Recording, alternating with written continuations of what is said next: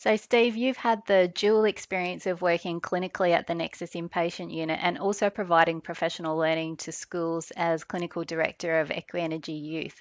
So, this is a unique position. You've seen the impact of acute mental health issues on young people and their families in a clinical setting, and then the subsequent challenges for school settings as young people return to school after an inpatient admission or when they're attending school while also trying to manage significant mental health issues. Given the panel focus has been on establishing safety and support for young people, can you give us some insight into the experience of young people attending school with mental health issues and some practical tips for schools that are easy to implement? Absolutely, Catherine. I'd love to. I guess before I give my ideas and insights, I'd probably refer to our youth ambassador, who could probably say it a whole lot better than us, Kiara. So, yeah, here she is.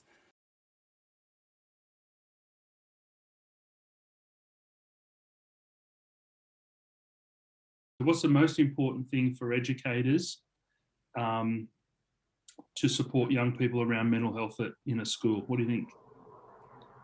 Ooh, this is a big question.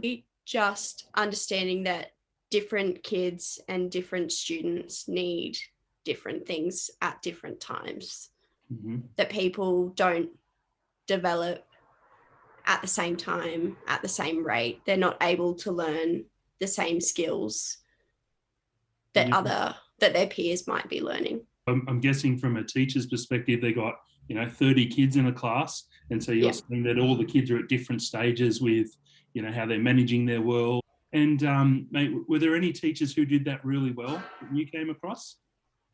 There were some that did that really well. I had a few accommodations made for me when I was struggling that helped me get through school.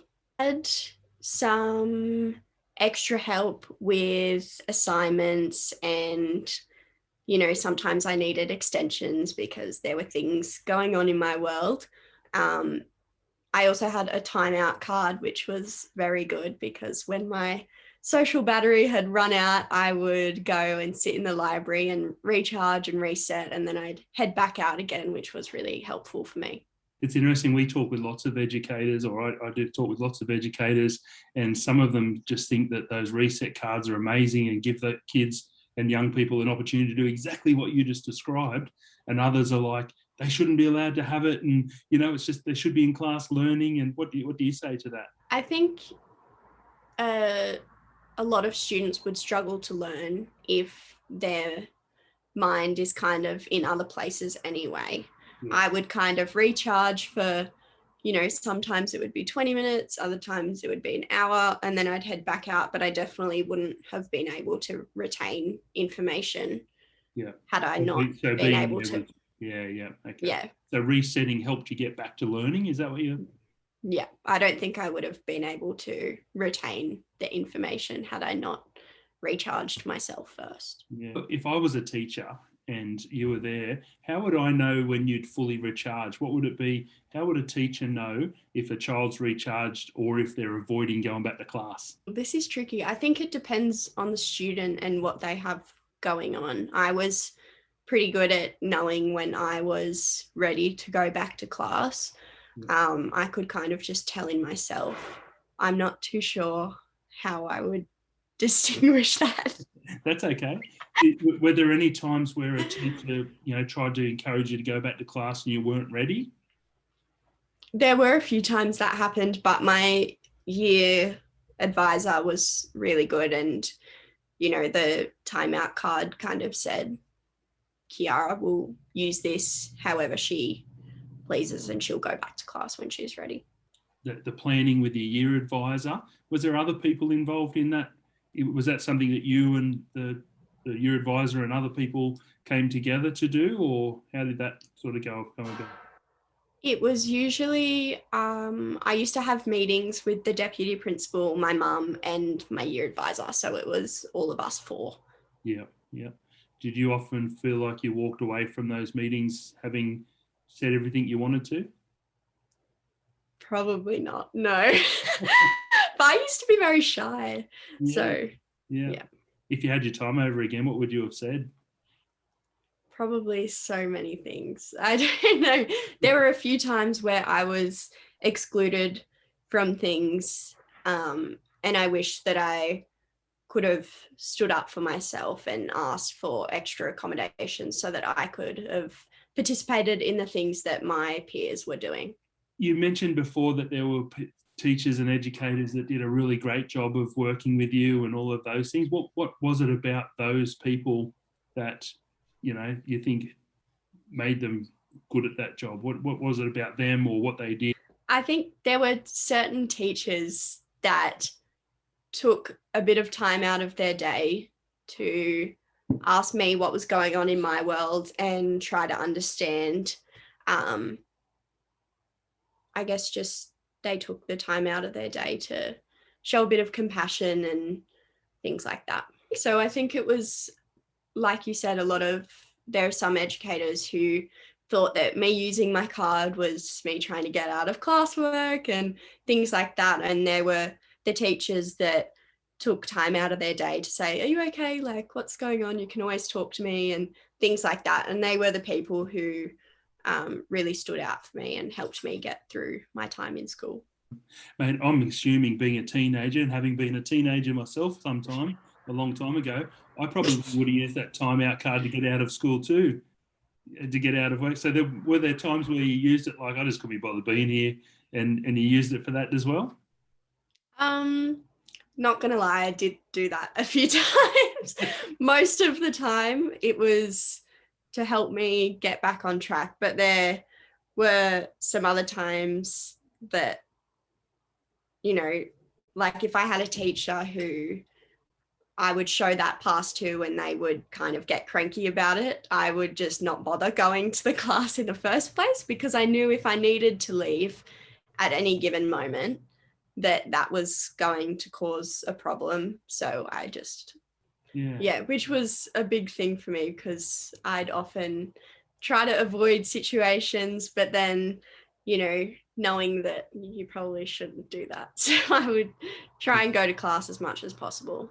So when you had people there who were understanding and, you know, curious and supportive and stuck to the plan, you were more likely not to avoid, is that right? Yeah. Yeah. Okay. Yeah. Were there any times where you were at school and it just got really overwhelming and people responded to you and tried to support you? Yeah, I remember there was an assessment, and this was halfway through year 10, and it was a speech, and 15-year-old Kiara was very nervous about doing a speech. And so my doctor wrote me a letter to say that Kiara is unable to do this at this time. Yeah. And unfortunately, I was told that if I didn't do the speech, the highest mark that I could get was a C. And I was very nervous about this because I really wanted an A or a B in English. And this was very important to me. So I was very nervous about the speech, and I was my hands were trembling, and I was like, all right, Kiara, you can do it. And I got up, and unfortunately I got one palm card in when I started crying and had a bit of a panic attack in front of the class. I did end up running out, but my English teacher was really lovely, and she went back into the classroom and she kind of gave this little talk about how some people find these things really nerve-wracking and some people are struggling with things. And she also told people not to talk about the incident outside of the classroom. And that was something that really stuck with me. I think if she didn't kind of give that talk, I would have struggled, because I was definitely very anxious about it. So. I'm out of school a couple of years now. Mate, Tell me what you're doing with yourself now. So I unfortunately left school after year 10. It wasn't really possible for me to go all the way through, but I went and completed a pathway course at the University of Newcastle, and then I got into a double degree of law and criminology, which I'm in my second year of now. I'm working, volunteering at the courthouse and doing lots of things. So, tell me, did you ever have any time off, you know, where you sort of stayed at home and couldn't get to school because you were struggling a little bit? I definitely had a lot of time like that. I think coming once I had been discharged from hospital, I think going back to school after that was probably the hardest. And there were definitely days where I did stay home because I couldn't make it to school. Yeah. What would have made it easier, mate? What could have? I don't know if there was anything that teachers could have done to make this easier. I think that was just something in my head where I thought, everyone's going to ask me where I was and I don't know what to say and I don't want people to know, because there is still that stigma. So I think that was more of a personal thing of me being really anxious about people asking me where I was. When you did go back for those planning meetings and things like that, yeah. Mm-hmm. What sort of an experience was that? It was, I don't know, it was exciting to make these plans to get back to school, but it was also really daunting at the same time, because you obviously, you know, after being in hospital, you experience, you're kind of, you know, almost in a different world in there, and you're doing different things, and then you go back into school and it's almost like nothing happened. And yeah, I remember these meetings were really good in getting me to be able to go back to school and making me more comfortable getting back to school. We organized like half days sometimes, and then we'd, you know, try and work our way into full days, because that was a big struggle for me. But yeah, there were definitely times where I was excluded from things in these meetings as well. If you had your time over again, what would you have liked to see different? I think one thing I remember is I went back to my meeting, and the high school that I went to finished at year 10. And so we had this year 10 retreat that everyone really looked forward to. And I was very excited to go away with my friends. Unfortunately, I was discharged from hospital and I had my meeting with the school, and they said that I couldn't go, which in hindsight, I definitely understand from a liability point of view. But yeah, this was, you know, kind of very sad for 15-year-old me. So I wish there were some accommodations or something made so that I could have experienced that. Questions for me. What do you think teachers could do to help young ones? Yeah, that's a really great question. I do lots of education and training with, you know, teachers and parents and things and other professionals. I guess I can only I've never been a teacher, so it's hard to I never want to be the person who tells someone how to do their job. I have a hard enough job making sure I do mine to the best of my ability. But I think that nurses in the line of work where I work and teachers are a lot alike in some ways, that we're all in the village for the young person. Yeah. And mate, you can leave all the theory and the skills and all of that behind. Mate, the number one thing is the things that I like to think are make a connection with somebody, try and understand what might be happening for them, and the other things probably just be of service to people. That we're measured by, in my line of work, health outcomes, and in teachers, I'm guessing it's academic outcomes. But at the end of the day, maybe it's really about just being of service and helping a little buddy, get to 18. Look what they do, when they get there, and they can. I think I don't really think it's a specific skill or knowledge and things. I think it all helps, but really just be yourself, and I don't always turn up to work feeling the best, but I'm always going to be, when I'm in front of a young person, I'm going to try and be my best for them. I'm curious about your any of your peers that might have also had any challenges with mental health, or if if you've spoken to other young people, about their experiences of school that might have been different to yours, and if you had anything like that to say. I think it would have been nice for conversations around mental health to be a bit more widespread at school, because I didn't really know of anyone else that was going through similar things that I was. And I remember being in hospital, and I actually met two people in hospital that were at the same school as me, and you just have no idea. And I think opening those conversations would have been really good. Why do you think we don't have those conversations?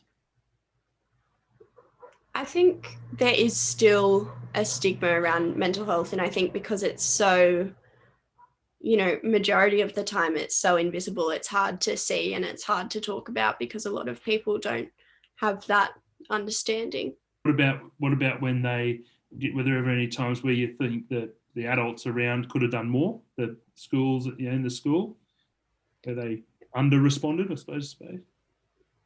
I think there were a lot of times where the school unresponded, but as well, I think it's that thing around you're not able to really see, mental illness or a person's mental health. That story with the speech, unfortunately, it took me to cry in front of my peers and have that panic attack for, my teacher to be like, oh, I'll give you a B, and, it's kind of sad looking back that I had to go through that to kind of be listened and things like that.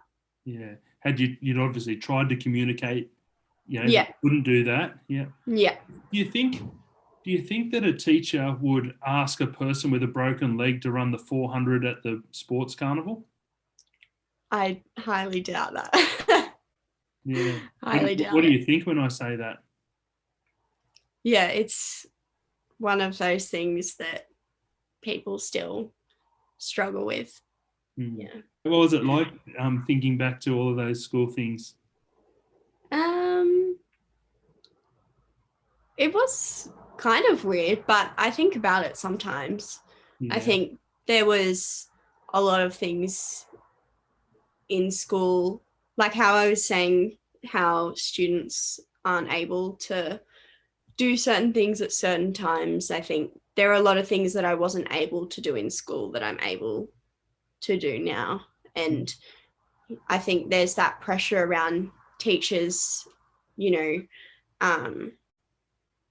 to educate and to teach these skills. But I think there's just some students who aren't in a place to be able to learn or be able to engage in those skills yet. It took me years after school to be able to do things that my peers were already doing. Thanks, Steve, and thanks to Kiara as well. Steve, based on what Kiara shared with us, what would be some practical tips that you could recommend to schools?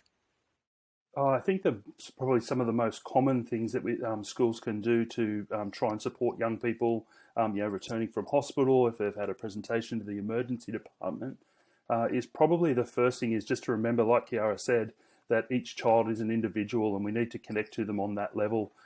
Sort of big blanket processes don't always work. We've got to have a framework, but we do need to have some of that flexibility and work with young people and families. I think the biggest key is around collaboration and working with the young person. Our end goal is to establish safety in the school setting with the support of the family and all the other people in the setting. And I guess for large parts of safety, what we're really talking about is safety in the context of risk. There are risks, and at the highest levels of risk, when a child is in acute psychological distress, that in those really what we say in our training, in those life-threatening moments, we know what to do. We need adults to do everything they need to support a young person, including, emergency services and those types of things. But below that, even though there's acute risk, we can often manage it in our setting. And if we're not able to do that over a long extended period of time, we can draw in on other people to come and then support the school, including parents and extended family and the rest. And I guess it's really being proactive in planning that in advance rather than doing reactive, because when a child is in acute distress and the system around them that's where we don't make the best decisions for young people. Probably the most important thing is that I believe that all young people and the families that support them have the answers. What we want to, as a school, what we can do is take any information that we receive from the health, whether it's a discharge summary after an ED presentation or a support plan from an admission, anything that the families and the young people will own that. So the first thing I want to do is gather that information in a school setting and think, how can this help me in our work, in our setting with our systems and processes? And then what we want to do is engage the young person and invite them and collaborate and I guess involve them in understanding how we can help. If we want to reduce the really high risk episodes of distress, what we need to do is understand from the young person's perspective, what are the earliest warning signs where a child isn't able to manage. If we can, consistently in any setting, understand what those earliest warning signs are, we are better able to respond to them and support them. They're also more likely to accept our support. Whenever we can do that, we're actually reducing the incidences of the higher risk behaviours. And so we can't do that in any setting without the involvement of the child. What we often try and do is tell kids what to do and what the plan is. But if they haven't got buy-in, they're not going to follow it. So many educators I talk to, they say, yeah, but we put all these plans in place and the child won't follow that. The first question I ask is, how much involvement have they had? Thanks, Steve. Some of the best conversations we've had around this has been around this planning ahead and how schools can do that well. My ears pricked up when you mentioned planning ahead too, and the importance of having that plan in place. And it's not unlike any other medical condition. If the child had epilepsy, for example, you would need a response plan there. If they were if there was risk of anaphylactic reaction, there would have to be a plan there. And because mental health is a continuum, we know that they are going to fluctuate in their wellness over time. So it wouldn't be surprising that they might need to have a acute response plan ready to go. So can it be compared to just having a plan in place that you've organised ahead of time with the parents and the young person about what is going to happen if there is a need for a quick, rapid, acute response? 100%. There'd be thousands of children in our community with asthma management plans in their files in schools. And, we can do the same thing. And that's what we coach people to do, is to put these same plans in place, for psychological distress. And, the more that... and I guess what we're doing it for is just those children who need the most support in that setting and at an intervention perspective. Obviously, we'd love to do it down the track as a primary prevention, but in the first instance, really just how can we as the setting and the people who work in that place and know the systems and processes collaborate and connect with young people and families and put together something that can be done really consistently and shared amongst all the different members of the team, because we all have different roles within the setting to play. So the more that we can involve people and to be consistent, what we see is that in any environment where a child can look around and know that any adult can remain calm and be consistent in their support and know what to do, a child will thrive, and we'll see reduced instances of psychological distress, reduction in high-risk behaviour. And a lot of the things you talk about, Steve, is when you're responding as an adult, managing your own emotional response. And I guess too, that can be likened to responding to a child who is having an asthma attack at school. The last thing that child needs is for the parents around, the adults around them, to be panicking. So for their parent to panic, for the teachers to panic, for any of the health responders to panic, that's the last thing that child needs to keep them calm when they're experiencing an asthma attack, because they're distressed themselves. So I imagine then psychological distress is the same. The child's already experiencing distress. The last thing they need is for the adults around them to be also distressed. Yeah, I think what the plan does is it helps us do an individualised response to a young person, and that if we know what can happen, if I engage a young person who's in distress, at a certain level, and even if I do my best and things still escalate, I know what supports are there. I know what's going to happen next, which will give me the confidence to go and respond in the first place. So that initial support plan helps me to know that even if I give it a go and it doesn't work, I know that I know how to activate the other adults around me. I know what's going to happen if things don't work out.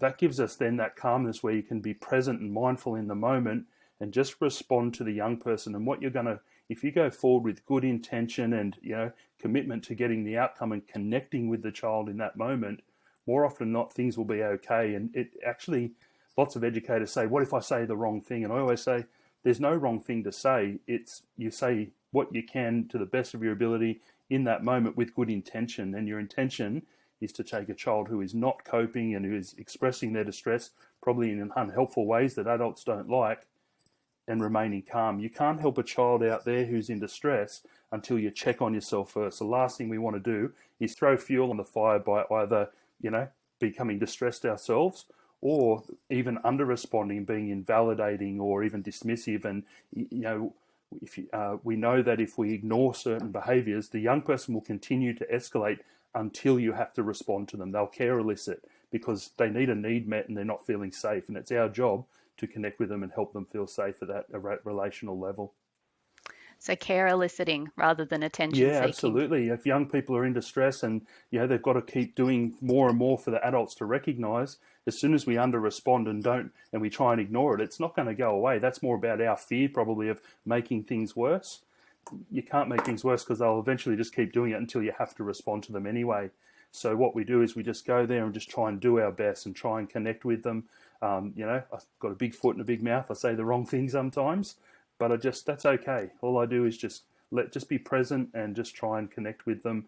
And more often than not, over time, that you'll be able to guide and support the young person. If you do that enough time, or if there's lots of adults doing that, all of a sudden the young person is going to feel safer in that environment, and you'll see less and less of the not so helpful, challenging behaviours.